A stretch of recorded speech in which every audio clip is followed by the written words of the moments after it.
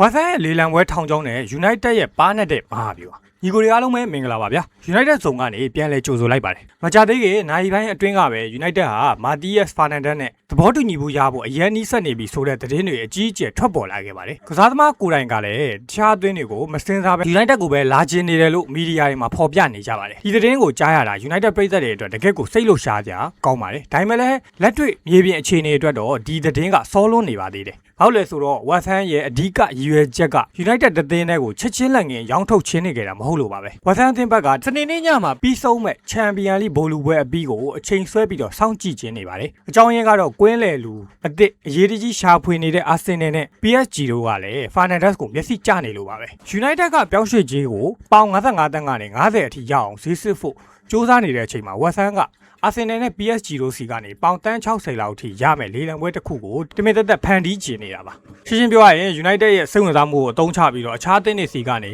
ဈေးပိုရအောင်ထောင်ချောက်ဆင်တဲ့သဘောပါပဲဒါပေမဲ့ United ကလည်းအရင်လိုအလွယ်တကူအလဲသားခံပြီးတော့ဈေးကြီးပေးဝယ်တတ်တဲ့အသင်းမဟုတ်တော့ပါဘူးဒီလိုအခြေအနေမျိုးကိုရင်ဆိုင်ဖို့အတွက် United ဘိုးအဖွဲ့ကအကောင်းဆုံး plan B တစ်ခုကိုအသင့်ပြင်ဆင်ထားပြီးသားပါဒါကတော့ဘုံမောက်ကွင်းလေလူ Alex Scott ပါပဲUnited ဟာ Fernandes အပြင် Alex Scott ကိုပါဒုတိယမြောက်ကွင်းလေအတွက်အပြိုင်ပြစ်မှတ်ထားနေပါတယ်ဒီလိုကစားသမားနှစ်ယောက်ကိုတပြိုင်တည်းအပြစ်မှတ်ထားခြင်းအဖြစ် United အနေနဲ့အပြောင်းရွှေ့ဈေးကွက်မှာအသာစီးရသွားပါတယ်ဝါဆန်ကဈေးတင်ပြီးတော့အချိန်ဆွဲနေရင် United က Alex Scott ဘက်ကိုချက်ချင်းလှည့်သွားလို့ရတယ်လို့တကယ်လို့ဖုံးမောက်ကသာ Scott ကိုစာချုပ်သစ်ချုပ်ဖို့အတင်းကျပ်စူးစမ်းလာခဲ့လို့ရှိရင်တော့ Fernandes ဘက်ကိုပြန်လှည့်လာလို့ရပါတယ်ကစားသမားတစ်ယောက်တည်းကိုအသေးလဲစုပ်ကင်မထားဘဲနဲ့လိုအပ်တယ်လို့အပြောင်းလဲလုပ်လို့ရတဲ့အတွက်မလို့ United ကိုဘယ်အသင်းကမှဈေးကင်လို့မရတော့ပါဘူးဒီဗျူဟာက United ရဲ့အဆင့်30ပါတဲ့ကွင်းလေတီဆောက်မှု Master Plan ရဲ့အစိပ်ပိုင်းတစ်ခုလည်းဖြစ်နေပါတယ်။ဤသားဆန်ကိုအခြေခံကစားသမားအဖြစ်နဲ့ထားရှိပြီးတော့အလဲလက်အဆင့်အတွက် Fernandes ဒါမှမဟုတ်လို့ရှိရင် Scott ကိုရွေးချယ်ကအမြင့်ဆုံးပြောင်းရွှေ့မှုအဖြစ်နဲ့ Chouamani ကိုခေါ်ယူသွားနိုင်ပွဲရှိတယ်။အစီအစဉ်ကတော့လုံးဝကိုစိတ်ဝင်စားစရာကောင်းနေပါတယ်ဗျာ။ညီကိုတို့ရော